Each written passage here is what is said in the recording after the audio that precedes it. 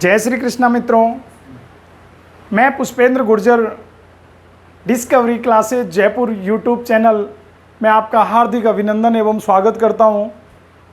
मित्रों, आज हम अध्ययन करेंगे रूढ़ प्रक्षेप के बारे में।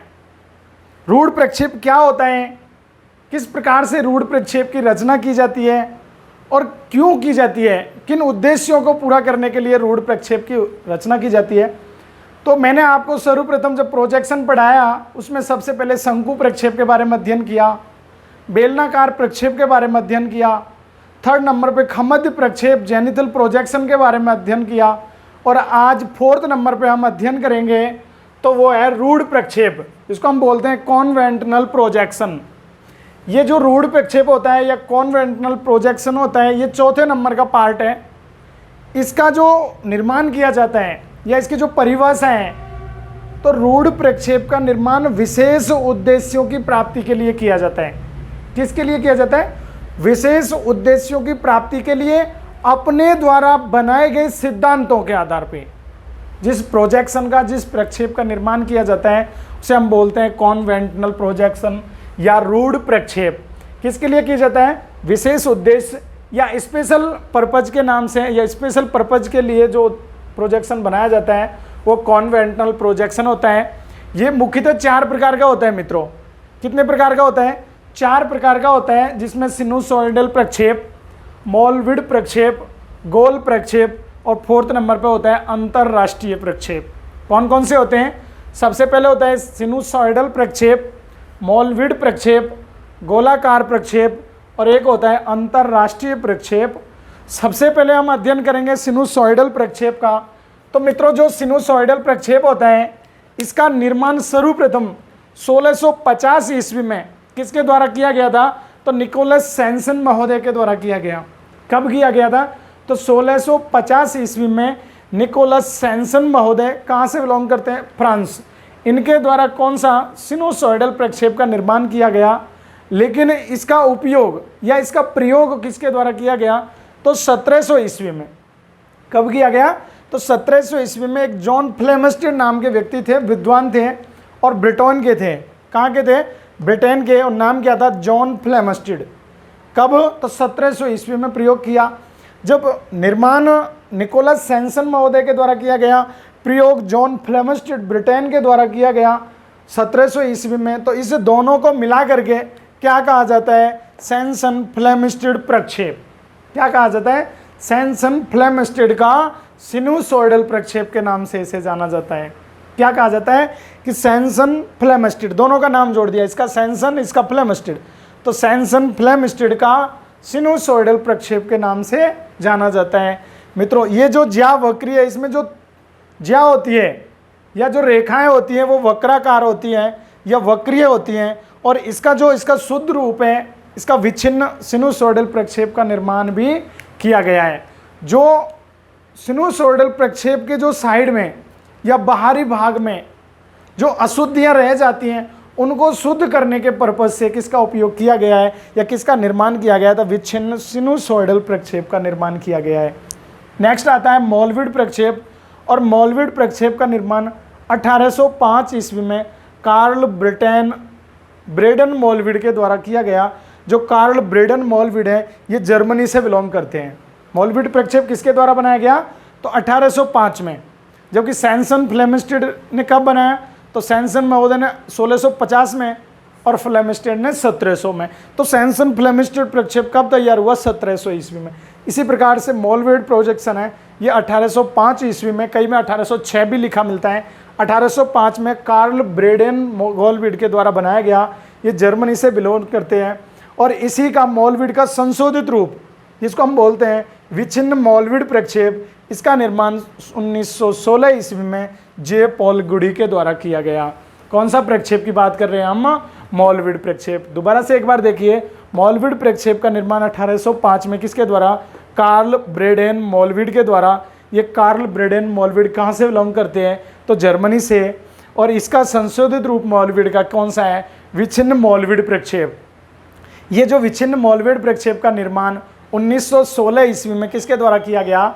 जे पॉल गुडी के द्वारा किया गया। और नेक्स्ट थर्ड नंबर पर जो आता है उसको अपन बोलते हैं गोलाकार प्रक्षेप या ग्लोबल प्रक्षेप प्रोजेक्शन। इसका निर्माण मित्रों कब किया गया? तो गोल प्रक्षेप या गोलाकार प्रक्षेप का 1643 ईस्वी में, और किसके द्वारा? फादर फोरनियर के द्वारा। किसके द्वारा? फादर फोरनियर के द्वारा किसका निर्माण किया गया? गोलाकार प्रक्षेप का निर्माण 1643 ईस्वी में फादर फोरनियर के द्वारा गोलाकार प्रक्षेप का निर्माण किया गया। इसका जो संसिद्ध रूप है उसको 1650 में निकोलस के द्वारा, फ्रांस, निकोलस कहाँ से? फ्रांस से, इसका संशोधित रूप प्रस्तुत किया गया। कब? तो 1660 ईस्वी में। इसके अलावा नेक्स्ट 4th नंबर पर आता है अंतरराष्ट्रीय प्रक्षेप। ये अंतरराष्ट्रीय प्रक्षेप है, ये संशोधित बहुशंकु प्रक्षेप का ही पार्ट है। अंतरराष्ट्रीय प्रक्षेप कहें या हम इसको संशोधित बहुशंकु प्रक्षेप कहें, एक ही बात होती है। ये टोपोसीट के लिए, टोपोसीट बनाने के लिए, मानचित्र कला में टोपोसीट का उपयोग होता है। वो टोपोसीट का निर्माण करने के लिए इस अंतरराष्ट्रीय प्रक्षेप का उपयोग किया जाता है। और 1 अनुपात बराबर 1 मिलियन, यानी हम कह सकते हैं 10 लाख पर पेंग के अनुसार सबसे पहले कल्पना की गई थी या निर्माण किया गया था, तो वो थी अंतरराष्ट्रीय प्रक्षेप। इसके बारे में याद रखना अपन को रूढ़ प्रक्षेप। सबसे पहले हम अध्ययन करेंगे सिनुसॉइडल प्रक्षेप या सिनुसॉइडल प्रोजेक्शन। तो बाकी इसको मैं मिटा देता हूँ, तो आप एक बार इनका पुनः रिवीज कर लीजिए मेरे साथ साथ। आप बोलोगे मन ही मन में और आपको रिवीजन हो जाएगा अच्छे से। मैं याद दिलाता हूँ कि आप इसको फिर भूलोगे नहीं। देखो सिनुसॉइडल प्रक्षेप, सिनुसॉइडल का निर्माण कब हुआ? तो 1650 ईस्वी में निर्माण हुआ। किसके द्वारा? निकोलस सैनसन महोदय के द्वारा। कब हुआ? निकोलस सैनसन महोदय के द्वारा 1650। और निकोलस सैनसन महोदय कहाँ से हैं? फ्रांस से। इसके अलावा इसका प्रयोग कब किया गया? तो 1700 ईस्वी में उपयोग किया और जॉर्ज फ्लेमिस्टीड ने किया। और जॉर्ज फ्लेमिस्टीड कहाँ से बिलोंग करते हैं मित्रों? तो वो ब्रिटेन से बिलोंग करते हैं। और इसको अपन सैनसन फ्लेमिस्टीड प्रक्षेप या सैनसन फ्लेमिस्टीड का सिनुसॉइडल प्रक्षेप के नाम से जाना जाता है। ये श्यान ज्या जो होती है, ज्या का प्रयोग किया जाता है, और ज्या होती है ये वक्राकार होती है। इसका विच्छिन्न सिनुसॉइडल प्रक्षेप का निर्माण भी किया जाता है। और विच्छिन्न सिनुसॉइडल प्रक्षेप का निर्माण क्यों किया जाता है?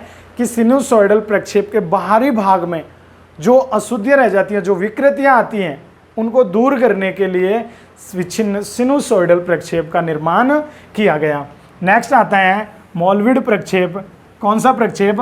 मोलविड प्रक्षेप। और मोलविड प्रक्षेप का निर्माण कब किया गया? 1805 में किया गया कार्ल ब्रेडेन मोलविड के द्वारा।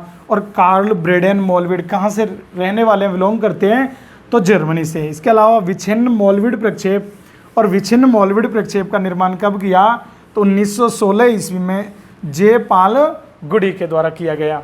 और नेक्स्ट 3rd नंबर पर आता है गोलाकार प्रक्षेप या गोल प्रोजेक्शन। तो गोलाकार प्रक्षेप का निर्माण 1643 में फादर फोरनियर के द्वारा किया गया। 1643 में फादर फोरनियर, और इसमें संशोधन किसने किया? तो 1660 ईस्वी में निकोलस फ्रांस के द्वारा इसमें संशोधन किया गया। नेक्स्ट आता है 4th नंबर पर अंतरराष्ट्रीय प्रक्षेप। इसे संशोधित बहुशंकु प्रक्षेप भी कहा जाता है। क्या कहा जाता है? संशोधित बहुशंकु प्रक्षेप। इस पर टोपोसीट के लिए इसका निर्माण किया जाता है। और टोपोसीट पेंक ने जो बनाई थी वो कितनी थी? तो 1 मिलियन, जो टोपोसीट या मिलियन टोपोसीट के नाम से भी जाना जाता है। इसके अलावा सबसे पहले हम अध्ययन करेंगे सिनुसॉइडल प्रक्षेप। तो देखो मित्रों, सिनुसॉइडल प्रक्षेप का जो निर्माण किया जाता है वो किस प्रकार से किया जाता है, मैं आपको सबसे पहले बताता हूँ। इसमें क्या है कि सबसे पहले एक अंतराल निर्धारित किया जाता है। जैसे इस प्रकार से अंतराल निर्धारित किया जाता है, जैसे 30 डिग्री, 60 डिग्री और 90 डिग्री। हम मान लेते हैं 30 डिग्री, 60 डिग्री और 90 डिग्री। इस प्रकार से एक अर्धचाप लिया जाता है। फिर इस चाप के बराबर 30 डिग्री चाप के बराबर एक यहाँ से चाप काट दिया जाता है। तो इस प्रकार से ये चाप कटेगा, ये चाप कट जाता है, फिर इनको मिला दिया जाता है, इनको मिला दिया जाता है। इस प्रकार इनको मिला दिया जाता है। इसका नाम लिख देते हैं हम A, B, C, D, E, ठीक है, F और G, और इसके अलावा H, I, ये नाम लिख दिए जाते हैं। ये इसका क्या होता है कि ज्या वक्रीय होती है इसके अंतर्गत। किस प्रकार से? दूसरा डायग्राम में इधर नीचे छोटा बना देता हूँ, जैसे यहाँ बना देता हूँ। इसमें क्या होता है कि ज्या वक्रीय होती है, इस प्रकार से एक लाइन होती है, यहाँ पे जैसे 0 degree, 30 degree, 60 degree, 90 degree, 120 degree, 150 degree, और यहाँ हो जाएगा 150 डिग्री। ठीक है, इनके ऊपर डिग्री का चिन्ह लगा लीजिए। इसी प्रकार से यहाँ पे हो जाएगा जैसे 30 डिग्री, 60 डिग्री और 90 डिग्री नॉर्थ। ठीक है, अब इसमें किस प्रकार से बनाया जाता है कि यहाँ से यूँ बनाया जाता है, जैसे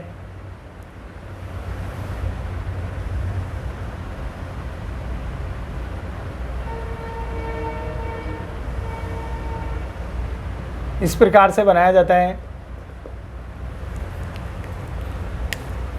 और इसमें क्या होती है, ये जो साइन ज्या होती है ये वक्राकार होती है।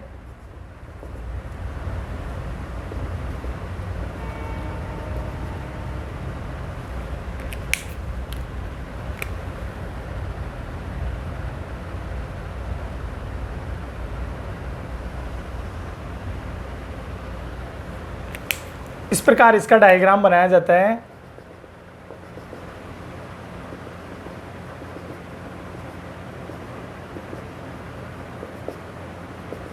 हम यहाँ लिख सकते हैं साइन फर्स्ट,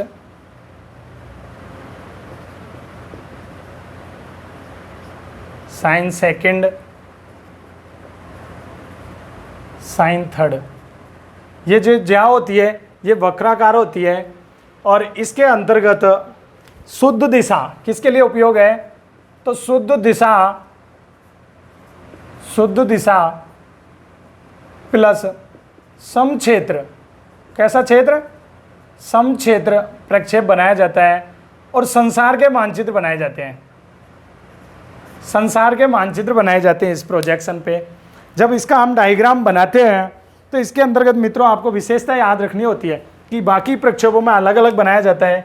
इसमें क्या है कि जो देशांतर रेखाएं होती हैं वो वक्राकार होती हैं, जैसे इस प्रकार से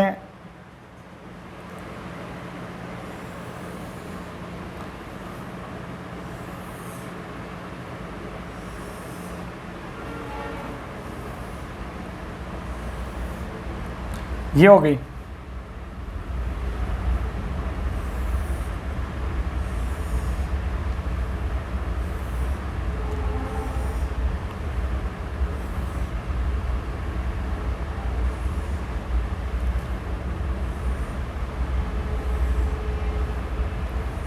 ये कौन से प्रक्षेप की बात कर रहे हैं हम, तो सेंसन फ्लेमिस्टेड प्रक्षेप का कौन सा प्रक्षेप है, सिनुसॉइडल प्रक्षेप इसे कहा जाता है। जैसे मान लेते हैं यहाँ पे 0 डिग्री है, यहाँ पर 180 डिग्री ईस्ट और ये हो जाएगा 180 डिग्री वेस्ट। उधर की तरफ ज़्यादा दिख रहा है, थोड़ा सा मैं इसको और बना लेता हूँ।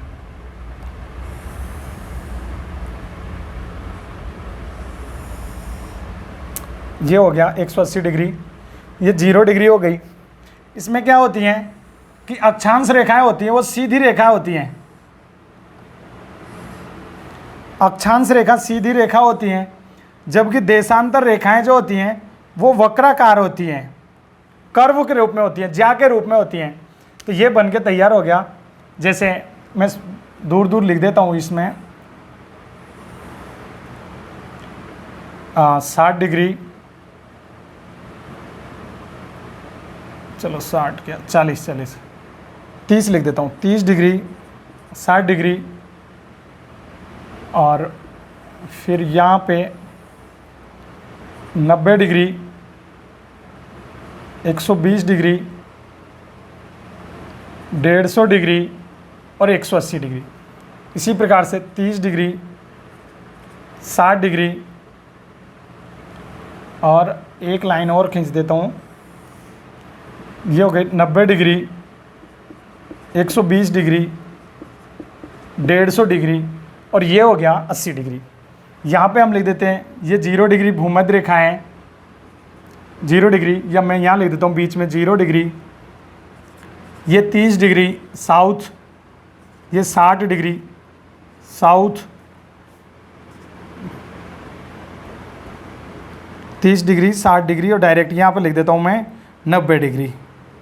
ठीक है, इसी प्रकार से 30 डिग्री 60 डिग्री और ये 90 डिग्री, ये नॉर्थ हो जाएगा, नॉर्थ पोल, और ये हो जाएगा साउथ पोल। इस प्रकार से हम लिख सकते हैं, इधर भी मैं लिख देता हूँ 30 डिग्री 60 डिग्री और 90 डिग्री, 30 डिग्री 60 डिग्री और 90 डिग्री। इस प्रकार से ये जो प्रोजेक्शन, ये जो प्रक्षेप बन के तैयार हुआ है, तो ये कौन सा प्रक्षेप है? सिनुसोइडल प्रक्षेप। इस सिनुसोइडल प्रक्षेप में क्या होती है, दो इनकी जो विशेषता है वो आपको याद रखनी है। देखो इसकी मित्रों पहली जो विशेषता है, कि पहली विशेषता क्या है इसके अंतर्गत, फर्स्ट नंबर पॉइंट डाल के, पहली विशेषता है इसकी कि इसमें अक्षांश रेखाएं कैसी हैं? ये सीधी सरल रेखाएं। अक्षांश रेखा कैसी हैं? सीधी सरल रेखाएं। तो मैं लिख देता हूं अक्षांश रेखाएं, अक्षांश रेखाएं सरल रेखा के रूप में, रेखा के रूप में होती है। देखो अक्षांश रेखा कैसी है? सीधी सरल रेखा के रूप में होती है। दूसरा पॉइंट है, ये जो अक्षांश रेखाएं, जैसे हम भूमध्य रेखा से ध्रुव की ओर बढ़ते हैं तो अक्षांशों के मध्य की दूरी तो बराबर है, लेकिन अक्षांश क्या है? छोटी हो जाती है। यहाँ इसकी लंबाई इतनी है, यहाँ कम हो गई, यहाँ कम हो गई, यहाँ कम हो गई, ऊपर की ओर कम होती जा रही है। दूसरा पॉइंट मैं लिख देता हूं, अक्षांशों के मध्य अंतराल बराबर रहता है। अक्षांशों के मध्य अंतराल बराबर पाया जाता है, बराबर पाया जाता है। अक्षांशों के मध्य अंतराल बराबर पाया जाता है एवं लेकिन क्या होगी? इनके मध्य की दूरी क्या होती है? ध्रुवों की ओर जाने पर कम होती चली जाती है। लेकिन अक्षांश, इनकी लंबाई ध्रुवों की ओर कैसी होगी मित्रों? कम होती जाती है। जैसे जैसे हम ध्रुवों की ओर बढ़ेंगे तो इनके मध्य की लंबाई कैसी होगी? कम होती चली जाएगी। दूसरा पॉइंट, थर्ड नंबर पे पॉइंट है, तीसरा पॉइंट है कि देशांतर रेखाएं सिर्फ मध्याह्न रेखा को छोड़कर, यानी प्रधान याम्योत्तर रेखा को छोड़कर, या हम कह सकते हैं 0 डिग्री को छोड़कर, सभी देशांतर कैसी होती हैं? वक्राकार होती हैं, यानी टेढ़ी होती हैं। इस प्रकार से वक्र के रूप में होती है। तो मैं नेक्स्ट पॉइंट लिख देता हूं कि प्रधान देशांतर को छोड़कर, प्रधान देशांतर रेखा को छोड़कर,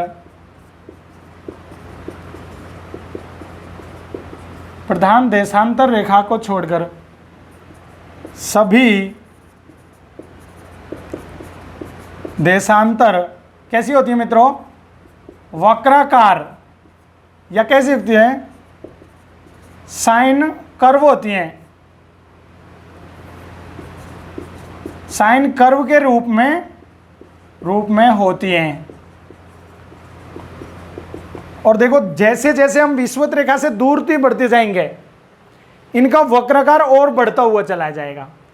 या मैं कह देता हूं कि विषुवत रेखा से दूरी बढ़ने पर, कहां पर? फोर्थ नंबर पॉइंट है कि विषुवत रेखा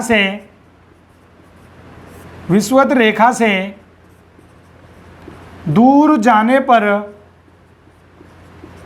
देखो विषुवत रेखा से दूर जाने पर क्या होगा कि इनके मध्य वक्रता क्या है? देशांतर रेखा पर, या विषुवत रेखा पर क्या है? वक्राकार और बढ़ती चली जाएंगी।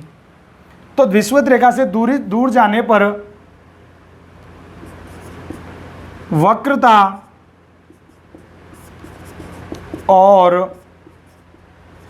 बढ़ जाती है। जैसे ही देशांतर रेखा से दूर जाएंगे तो इनके जो मध्य जो वक्रता है वो वक्रता क्या होगी, और बढ़ती हुई चली जाएगी। नेक्स्ट पॉइंट आपको याद रखना है 5 नंबर पे कि देखो मित्रों कि ये जो देशांतर रेखा, ये सॉरी देशांतर नहीं, विषुवत रेखा है, या जिसको हम बोलते हैं इक्वेटर रेखा, ये इक्वेटर रेखा क्या इसमें डबल कर दी गई है। तो यानी कितनी होती है, पूरी परिधि के बराबर होती है, 2πr होती है। तो मैं लिख देता हूं इसमें विषुवत रेखा की लंबाई, विषुवत रेखा की लंबाई, विषुवत रेखा की लंबाई कितनी होती है बताओ। तो विषुवत रेखा की लंबाई 2πr होती है। विषुवत रेखा की लंबाई कितनी होती है, तो विषुवत रेखा की लंबाई 2πr होती है। और विषुवत रेखा की लंबाई 2πr होती है, जबकि प्रधान याम्योत्तर रेखा या मध्याह्न रेखा की लंबाई कितनी होती है, इस 2πr का आधा होती है। तो मैं लिख देता हूं 6वें नंबर पे नेक्स्ट पॉइंट है कि प्रधान याम्योत्तर रेखा, प्रधान याम्योत्तर रेखा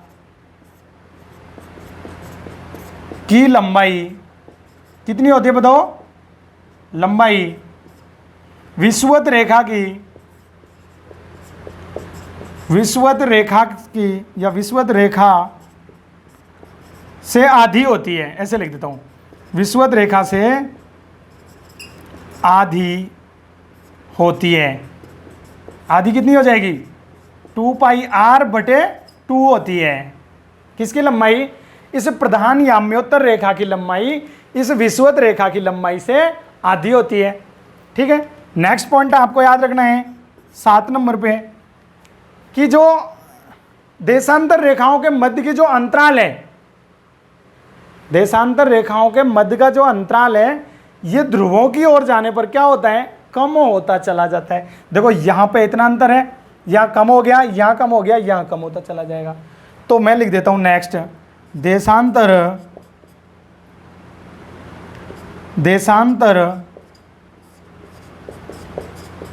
रेखाओं के मध्य अंतराल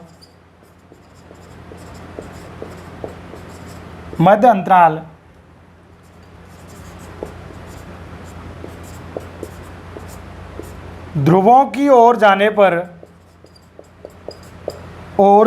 क्या होगा बताओ, जाने पर कम होता जाएगा।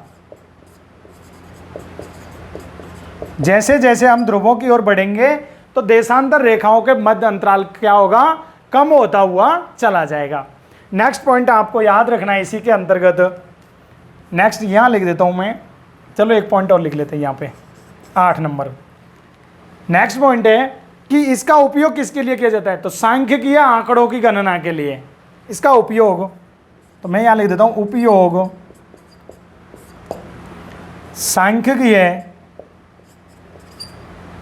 सांख्यिकीय आंकड़ों की गणना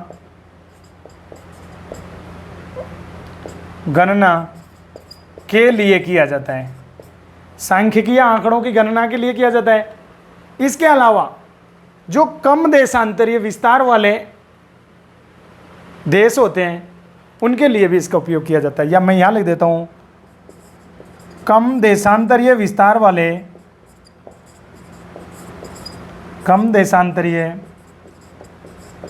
वाले महाद्वीपों के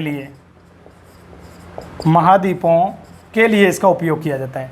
जैसे या नेक्स्ट पॉइंट लिख देता हूं 9वें नंबर पे कि अफ्रीका महाद्वीप,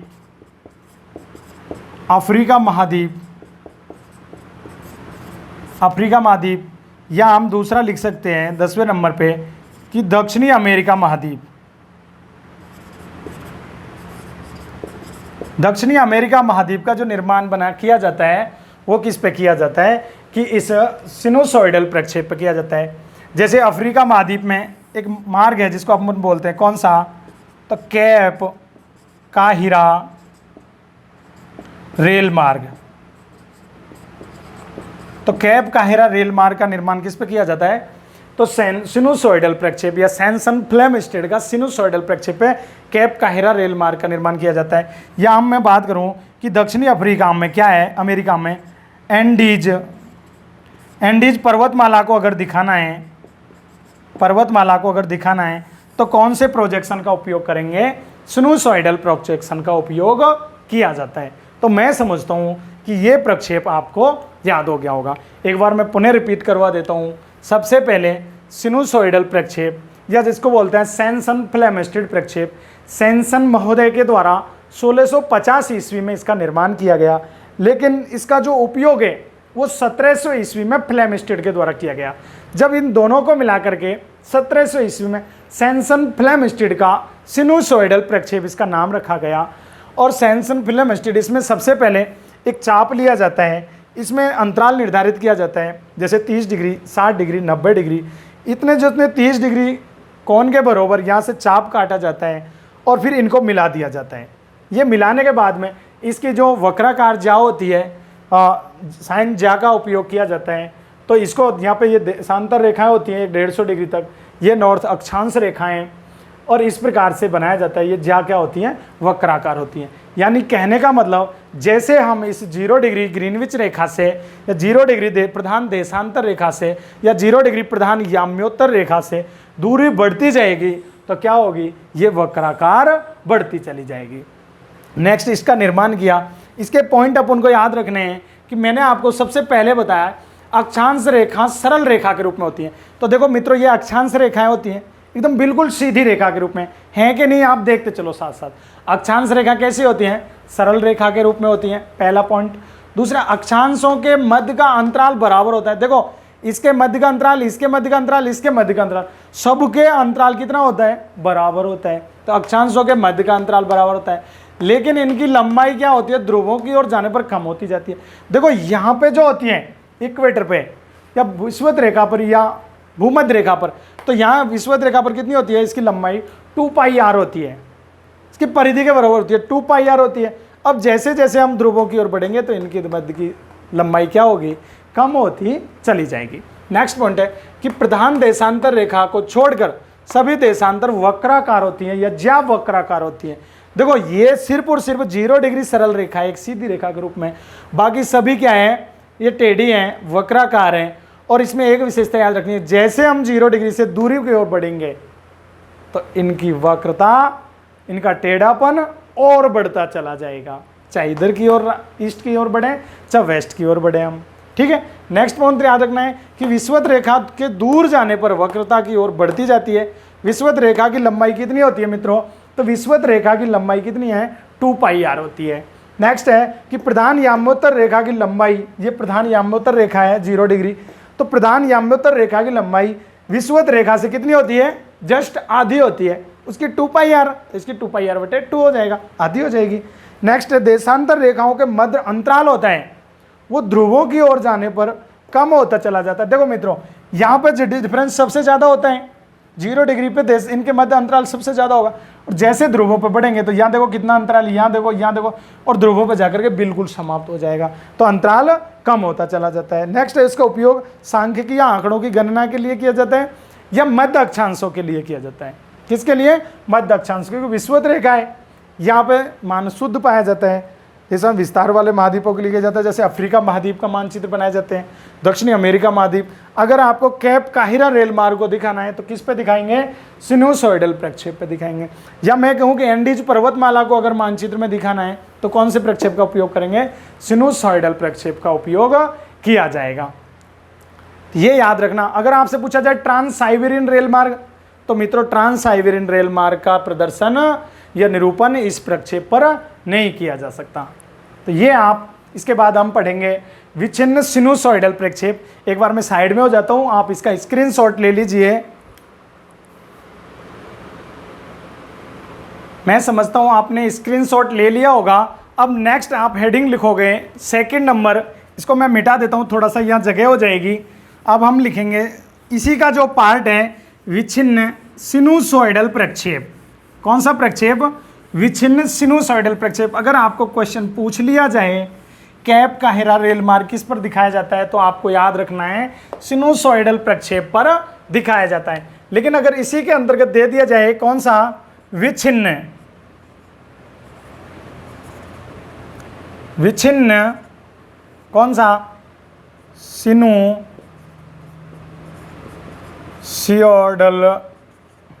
विच्छिन्न सिनुसॉइडल प्रक्षेप। देखो मित्रों, इस विच्छिन्न सिनुसॉइडल प्रक्षेप का उपयोग क्यों किया गया।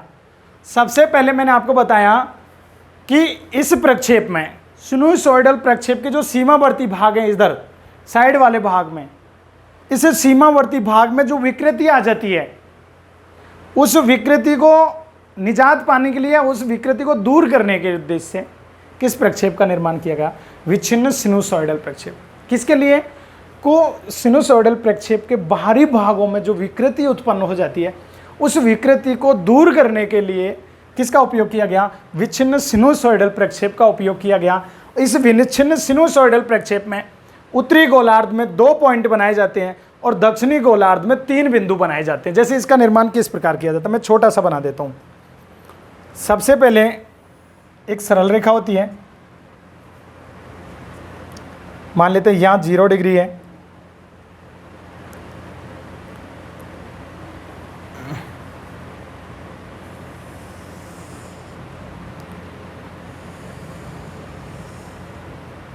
इस प्रकार होता है।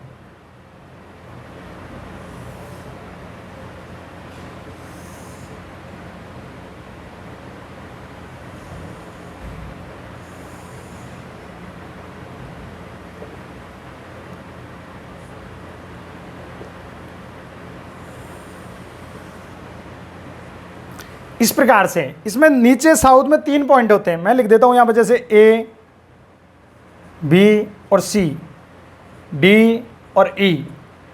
इस प्रकार से इसकी रचना की जाती है।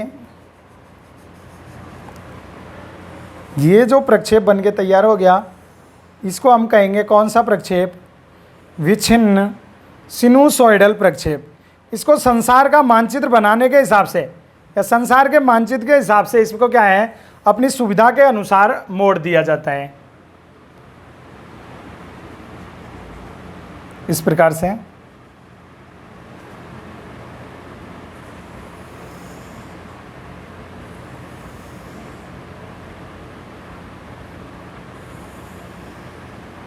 ये जो प्रोजेक्शन बन के तैयार होता है, इसे हम कहेंगे कौन सा, विच्छिन्न सिनुसॉइडल प्रक्षेप।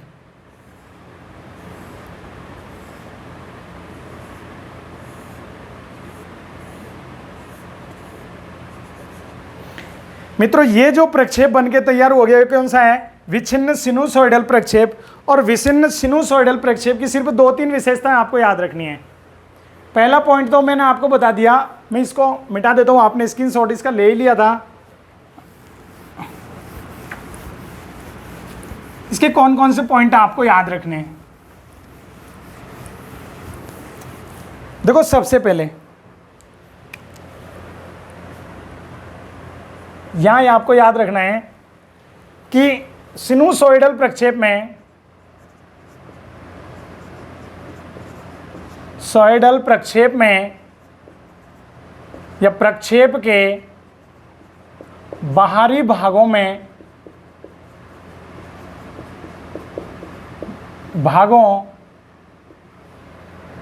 की अशुद्धि को दूर करने के लिए, अशुद्धि को दूर करने के लिए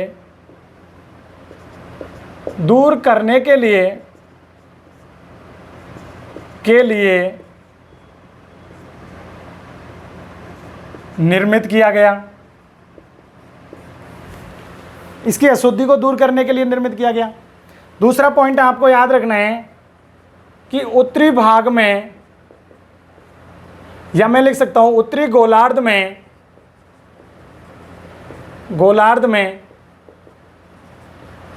दो बिंदुओं के द्वारा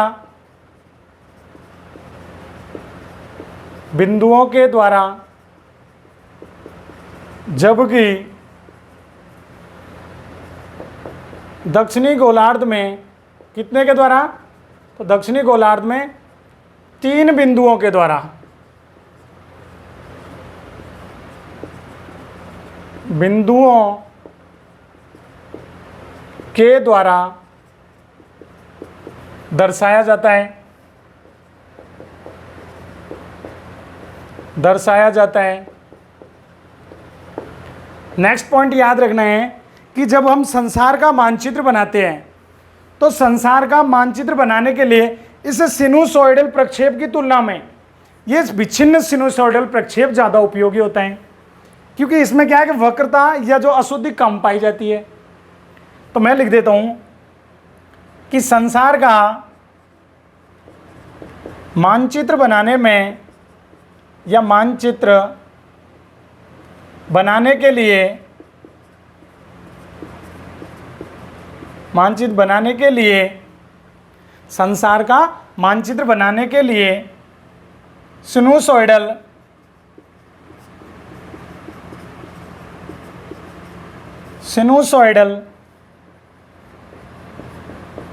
की तुलना में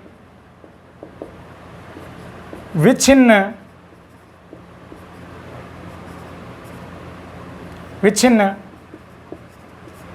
सिनुसॉइडल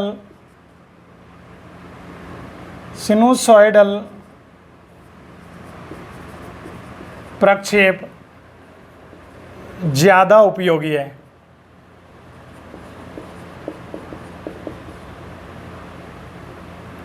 ज़्यादा उपयोगी है, यानी जब हम संसार का मानचित्र बनाते हैं तो उस समय इस सिनुसॉइडल प्रक्षेप की तुलना में ज़्यादा इंपॉर्टेंट कौन सा है, तो विच्छिन्न सिनुसॉइडल प्रक्षेप ज़्यादा उपयोगी होता है। तो ये प्रक्षेप के बारे में आपको याद रखनी थी, रूढ़ प्रक्षेप। और रूढ़ प्रक्षेप का पहला प्रक्षेप था सिनुसॉइडल प्रक्षेप, और सिनुसॉइडल प्रक्षेप और विच्छिन्न प्रक्षेप के बारे में आपको याद रखनी थी। मैं समझता हूँ ये आपको याद हो गई होंगी। दोनों प्रोजेक्शनों का आप एक बार फिर पुनः स्क्रीनशॉट ले लीजिए, जब भी आपको दोबारा टाइम मिले फिर आप इसको एक बार रिपीट कर लेना। और मैं आपको वादा करता हूँ कि जो कार्टोग्राफी या जो मानचित्र कला जैसा कोई आपको जो हुआ लग रहा है या फिर जो हार्ड जो लग रहा है, इसको सबको मैं बहुत सिंपल बना दूंगा, बशर्ते आपको वीडियो कंटिन्यू देखनी है। अगर आप कंटिन्यू वीडियो देखते हो, रेगुलर अगर वीडियो देखोगे, पर डे मैं वीडियो को डालूंगा, तो मैं वादा करता हूँ कि वो दिन दूर नहीं जब आपकी नेट और जीआरएफ चुटकियों में हो जाएगी। मैं इतना ही कहूँगा, ज़्यादा नहीं कहूँगा। और प्लीज़ एक रिक्वेस्ट करूँगा कि अभी तक आपने हमारे चैनल को सब्सक्राइब नहीं किया तो सबसे पहले तो आप सब्सक्राइब कीजिए, बेल आइकन को दबाइए, और अगर अच्छी लगी है वीडियो तो लाइक कीजिए। और अपने जो भी ज्योग्राफी के स्टूडेंट्स हैं, चाहे वो नेट जीआरएफ के लिए हो, चाहे स्कूल कॉलेज लेक्चरर के लिए हो, सभी के लिए उसको शेयर कीजिए। जय हिंद, जय भारत।